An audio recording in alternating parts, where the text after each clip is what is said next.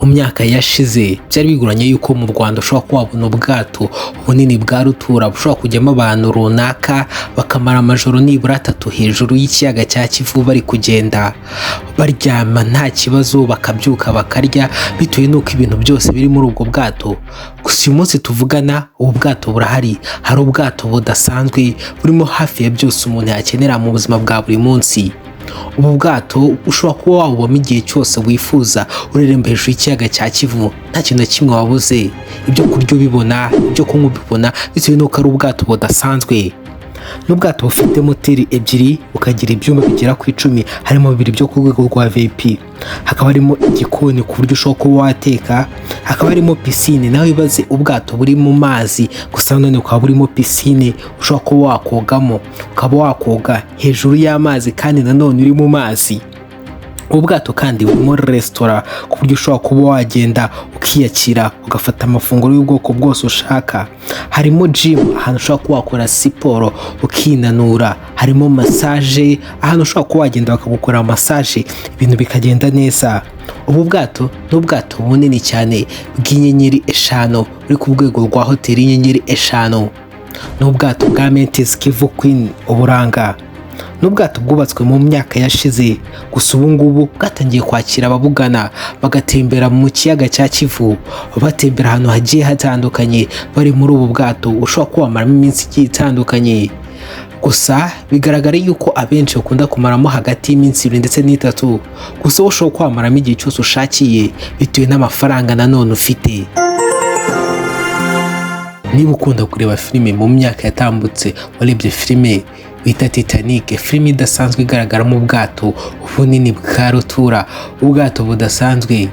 N'ubwato ushobora kuba wasangamo buri kimwe cyose ushobora kuba watekereza yuko uri mu rugo gusa uri hejuru y'amazi. Ureba iyi filime mu myaka yatambutse, ntabwo ugeze utekereza yuko mu Rwanda mu mwaka wa 2024 hazaba ari ubwato buri kuri uru rwego, uzaba burimo hafi ya byose nanone umuntu yakenera mu rugo iwe.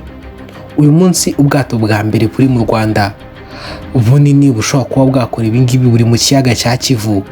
N'ubwato budasanzwe burimo ibyumba bigera ku 10, harimo 2 byo ku rwego rwa VIP, hakaba harimo n'ibindi byinshi byo bitandukanye birimo akabari, pisine ndetse n'ibindi byinshi. Uyu munsi rero tugiye gutembera muri ubu bwato, turebe buri kimwe twibaza kuri ubu bwato bwa mbere buhenze mu Rwanda, ubwato bwa hoteli bugenda hejuru y'ikiyaga cya Kivu, Mantis Kivu Queen Uburanga. Mu ntangiriro z'umwaka wa 2024 ubwato bwa Mantis Kivu Queen Uburanga bwatangiye kwakira ababugana. Umwe mu b'inkwakuzi bamaze kuba batemeramo mu bwato mu bazwi mu myidagaduro y'u Rwanda, turasangamo umunyamideli ndetse n'umushabitsi Bashabe. Uyu nguyu yasangije amukurikirana amafoto n'amashusho mu minsi yashije ari gusura ubu bwato, ari gutembereje ikiyaga cya Kivu, amafoto agaragaza yuko yagiriye ibihe bidasanzwe hejuru y'ubu bwato arimo aratembera hejuru y'ikiyaga cya Kivu. Undi twareba ni umubyinnyi mpuzamahanga w'umunyarwanda Shari Silva. Uyu nawe mu minsi yatambutse yasangije amukurikirana amashusho kuri Instagram agaragaza yuko yagira ibihe byiza muri ubu bwato, atembera mu bice bigiye bitandukanye, ariko ubuzima muri pisine yo muri ubu bwato ibintu wabonaga yuko byari ibintu bidasanzwe kuri we kuba yatembera muri ubu bwato bwa Mantis Kivu Queen Uburanga.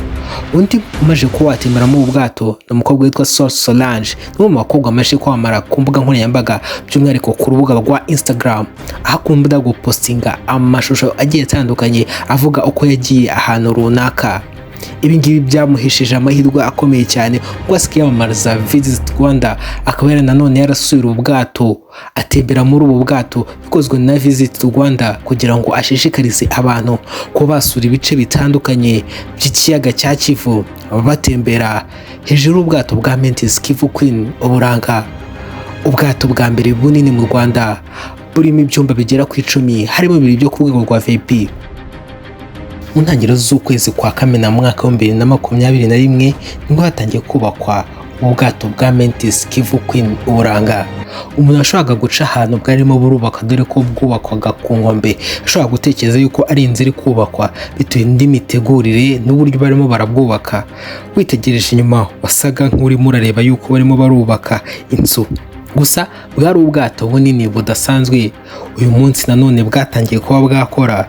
N'ubwato bufite metero 20 z'uburebure, bukaba bugeretse 3, bwubatswe na kompanyi yitwa Afrinest, bukaba bwarubatswe mu rwego rwo guha ba mukerarugendo uburyo bwiza bwo gusura ibice bitandukanye by'ikiyaga cya Kivu, batembera hejuru y'amazi bifashishije ubu bwato, banararamo, bakoramo ibyo bifuza byose, bishimira ubuzima. Ubwato bwa Mantis Kivu Queen Uburanga ni ubwato bwa mbere bunini mu Rwanda, bukaba ari bwo bwa mbere bwubatse muri ubu buryo bugezweho buri mu Rwanda. Ibyafatwaga nk'inzozi mu myaka yatambutse, ibyafatwaga nk'aho bigaragara mu mafilime gusa, ubu ngubu ushobora kuba wabyirebera nawe ubwawe amaso ku maso, wibereye muri ubu bwato bwa Mantis Kivu Queen Uburanga, burya ubuzima utembera mu bice bitandukanye by'ikiyaga cya Kivu. Uko twatumaje kubivuga, ubu bwato bwa Mantis Kivu Queen Uburanga ni ubwato burerembaho hejuru y'ikiyaga cya Kivu, ikiyaga kiri mu biyaga 10 bya mbere binini muri Afurika, kikaba kiza ku mwanya wa 7. Ni ikiyaga kinini gifite metero kare 270, kikaba gifite metero 480 z'ubujyakuzimu. Ikiyaga kandi giherereye mu karere ka Rusizi mu ntara y'Iburengerazuba, kikaba kigabanya u Rwanda ndetse na Repubulika Iharanira Demokarasi ya Kongo. Uvuye i Kigali werekeza ku kiyaga cya Kivu n'urugendo rw'amasaha 4. Ikiyaga cya Kivu ni kimwe mu bikurura ba mukerarugendo benshi mu Rwanda. Icyo benshi bakundira iki kiyaga nuko ari ikiyaga udashobora kuba wasangamo inyamaswa n'imwe mbi ushobora kuba yagira nawe umuntu, ntabwo ushobora kuba wasangamo ingona, ntabwo ushobora kuba wasangamo indi nyamaswa ari yo yose. Ahangaha ubwo wisangiramo inyoni nziza ziba zitembera hejuru y'ikiyaga cya Kivu, gikikijwe n'imisozi myiza itandukanye iri muri aka karere ka Rusizi. Ibi ngibi nibyo bituma ikiyaga kiba kimwe mu biyaga byiza kandi bikurura mukerarugendo benshi hano mu Rwanda. Ni ikiyaga kandi gishorwamo gazi metane ibyazwa amashanyarazi yifashishwa mu ngo ndetse no mu nganda. Nyuma y'imyaka 2 ubu bwato buri kubakwa ku nkombe z'ikiyaga cya Kivu. Ku itariki 4 Mata mu mwaka wa 2023, ubwato bwabashije kuba bwakinjizwa mu mazi bushyirwa mu kiyaga cya Kivu kugira ngo hakorerwemo imirimo ya nyuma yari irimo kuba bakora finisage, ibyo twakwita gukora finisage, gushyiramo ibizakenerwa byose n'ibindi byinshi bigiye bitandukanye, birimo no kuba babusuzuma, bakora isuzuma rya nyuma. Mu mwaka wa 2023 nibwo ubwato bwashyizwe mu kiyaga cya Kivu bwa mbere, nyuma y'igihe bwarimo burubakwa ku nkombe z'ikiyaga cya Kivu. Kwinjizwa muri iki kiyaga cya Kivu bukure n'ubundi bwato bugenzi bwabwo bwari buri mu mazi, burabukurura kugeza igihe nabwo bwinjiye mu kiyaga cya Kivu, aho batangiye gukoramo imirimo ya nyuma kugeza ubwo bwatangiye kwakira abantu mu ntangiriro z'umwaka wa 2024. Mu mpera z'umwaka wa 2023, ndavuga mu kuza mu mwaka wa 2023, nibwo hasohotse itangazo rivuga yuko ubwato bwa Mantis Kivu Queen Uburanga bwatangiye gukora, bwakira ba mukerarugendo batandukanye n'abandi bifuza kuba batembera muri ubu bwato bari hejuru y'ikiyaga cya Kivu. Ibi ngibi none byafashije benshi kuko hari abenshi babashe kuba bakinjira muri ubu bwato mu ntangiriro z'umwaka wa 2024, bizihiza umwaka batembera hejuru y'ikiyaga cya Kivu mu bwato bwa mbere buhenze mu Rwanda, batembera mu bice bitandukanye bigize iki kiyaga. Nyuma yo kureba ndetse no kumenya byose twifuzaga kumenya kuri ubu bwato bwa Mantis Kivu Queen Uburanga, tugiye gutembera noneho turebe icyumba kimwe ku kindi, turebe bya byumba bigera ku 10 byose ibyihariye, dore ku byumba twakita yuko ari ibyumba bisa nk'ibiciriritse, turebe ibikurikiyeho, nanone turebe ibindi bya nyuma biri ku rwego rwa VIP bishobora kuba byakakira n'abantu bakomeye barimo n'umukuru w'igihugu. Ibi byumba byose bigabanyijwe mu byiciro bigera kuri 3. Icyiciro cya mbere ni standard cabins, icya kabiri ni deluxe cabin, icya gatatu ni exclusive suites. Ibyumba bya standard cabins ni ibyumba twakita yuko ari ibyumba biciriritse cyangwa se ibyumba bisa nk'ibihendutse muri ubu bwato. Deluxe ni ibyumba byisumbuye kuri ubu bwato, mu gihe exclusive suites ari ibyumba biri ku rwego rwa VIP. Ibyumba bya standard cabins ni ibyumba 6, ibyumba bya deluxe ni ibyumba 2, naho ibyumba bya exclusive cyangwa se ibyumba bya VIP ni ibyumba 2 nanone. Ibi byose biteranyije bwite bingana n'ibyumba 10, naho tugiye gukora hamwe icyumba ku kindi ibitandukanye muri ibi byumba byose. Mu byumba bya standard cabins dusangamo igitanda kimwe cyangwa se ushobora kuba wasaba bakagushyiramo 2, tugasangamo ubwogero cyangwa se douche yubatse neza irimo na shower, tugasangamo wifi ushobora kuba wakoresha uri kuri internet cyangwa se uri gukomeza akazi kawe ukora mu buryo bwa online. Ikindi kandi muri ibi byumba buri munsi bakoramo isuku, uko bukeye baza gukoramo isuku. Ibi byumba bya standard cabins cyangwa se ibyo twakita yuko ari ibyumba biciriritse muri ubu bwato biba bifite idirishya ushobora kuba wafungura urisunitse ukaba wareba ibice bitandukanye bigize ubu bwato cyangwa se bigize ikiyaga cya Kivu. Ikindi kandi muri ibi byumba bya standard cabins nanone ushobora kuba wasangamo air condition. Air condition igufasha kuba yakongera ubushyuhe cyangwa se ikaba yakugabanyiriza ubushyuhe cyangwa se ikaguha ubukonje. Ibi ngibi nibyo air condition ibasha kuba yagufasha mu gihe uri muri ubu bwato. Ikindi ushobora kuba wasanga muri ibi byumba bya standard cabins ni slippers zo kwambara igihe uri muri iki cyumba cyawe cyangwa se igihe waba ugiye mu bwogero ukaba wakambara slipper. Nyuma yo kurebera hamwe ibyo twakwita ko ari ibyumba biri aho ngaho se cyangwa se biciriritse muri ubu bwato, tugiye kureba hamwe ibyumba byisumbuyeho muri ubu bwato cyangwa se ibyumba bisa nkaho birimo hagati. Ibi ni ibyumba bita deluxe cabin, ibyumba binini muri ubu bwato nanone byisumbuyeho kurusha ibingibi byo muri standard cabins. Ni ibyumba usangamo ibintu bisa nk'ibyo ushobora kuba wasanga muri iki cyumba cya mbere.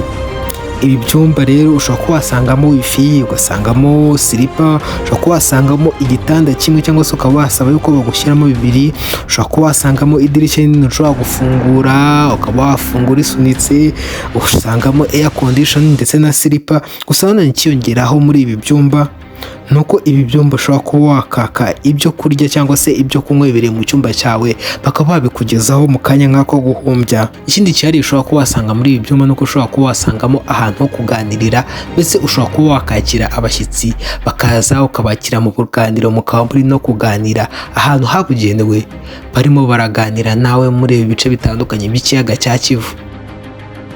Ubwoko bwa gatatu bw'ibyumba byihariye muri ubwato bwa Mantis Kivu Queen Uburanga, ibyumba bya exclusive suites cyangwa se ibyumba bya presidential room cyangwa se ibyumba twakwita yuko ari ibyumba bya VIP.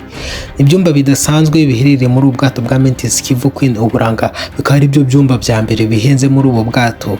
Ni ibyumba bibiri rero biba bitandukanye n'ibi ngibi byose tumaze kubona. Ni ibyumba binini ugereranyije n'ibi ngibi byose twabonye, gusa harimo byinshi bigiye bihuye, harimo nk'uko harimo wifi, harimo ubwogero, harimo air condition, harimo silipa, harimo ahantu umukire ashobora kuba yagenda akaruhukira hiwe hihariye, hakaba harimo ahantu ashobora kuba yakakira abashyitsi, hakaba harimo ahantu ashobora kuba yatumiza ibyo ashaka byose bikaba byamugeraho mu kanya nk'ako guhumbya. Gusa nanone ikindi kintu cyariye kuri ibi byumba byo muri exclusive suites nuko uyu mukire aba agomba kuba afite balcon ahantu azaba yicara rwose ari kuruhuka areba ubwato cyangwa se areba ibice bitandukanye by'ikiyaga cya Kivu. Ikindi kandi mu bwogero bwiwe asangamo jacuzzi nk'uko twari twabibonye mu bindi byumba. Mu bwogero harimo shower gusa, ariko muri ibi byumba bya exclusive suites mu cyumba se cy'ubwogero, mu bwogero haba harimo ibyo twakita jacuzzi umukire ashobora kuba yakogeramo yiryamiye ibindi nyine by'abakire. Ikindi kandi muri iki cyumba umuntu aba afite ahantu hihariye ho kujya kuruhukira, nyine ahantu yicara akaruhuka, aba afite intebe yiwe yihariye yicaraho, nawe ushobora kuba wayicaraho uretse we wenyine. Mbese umuntu ubasha kuba yagura iri cumbi ryo muri exclusive suite cyangwa se VIP abayeho mu buzima butandukanye n'ubwo abandi bose babayemo bari muri biriya byumba bya deluxe ndetse na standard, aho ashobora kuba yasura ibice bitandukanye ameze neza. Nyuma yo kurebera hamwe byinshi bitandukanye bigize ibyumba bya Mantis Kivu Queen Uburanga, tugiye kureba hamwe ibintu abantu basuye ubu bwato bagomba kuba babona cyangwa se ibintu baba byitezwe ko bagomba kureba. Mu mashuri atatu bashobora kuba bamara muri ubu bwato bari gutembera hejuru y'ikiyaga cya Kivu, baba bashobora kuba basura pariki y'igihugu y'Ibirunga banyuze muri ubu bwato batembera hejuru y'ikiyaga cya Kivu, bakaza gusura pariki y'Ibirunga baciye muri aya mazi y'ikiyaga cya Kivu. Ikindi ni ukureba uko uburobyi bwo mu Rwanda bukorwa. Ikindi bareba muri ubu bwato ni ukureba inyoni zitandukanye ziri mu kiyaga cya Kivu. Ikindi bashobora kuba bakora ni ugukina umukino wo gusiganwa mu bwato uzwi nka kayaking, aho bashobora kuba bajya mu bwato barangiza bagatwara ubwato bundi butari Mantis Kivu Queen Uburanga batembera muri ubu bwato badasiganwa. Ikindi abasuye ubwato bwa Mantis Kivu Queen Uburanga bakora harimo gusura ibirwa bitandukanye biri mu kiyaga cya Kivu, harimo nka Napoleon, Monkey ndetse n'ibindi birwa bigiye bitandukanye biri mu kiyaga cya Kivu. Abasuye ubu bwato rero bagomba gusura ibice bitandukanye cyangwa se ibirwa bitandukanye bigize iki kiyaga cya Kivu. Reka ngushimire cyane wowe wabanye natwe hano ku Kirango TV tugutembereza mu bwato bwa Mantis Kivu Queen Uburanga. ni ikihe gice wakunze muri ubu bwato? Ese wowe urumva wazasura ubu bwato? Reka ngushimire rero wabanye natwe, nkubwire ngo utarakora subscribe, kora subscribe kugira ngo tujye tubona amazindi videos zidasanzwe utigeze ubona ahandi, tukugezaho hano ku Kirango TV.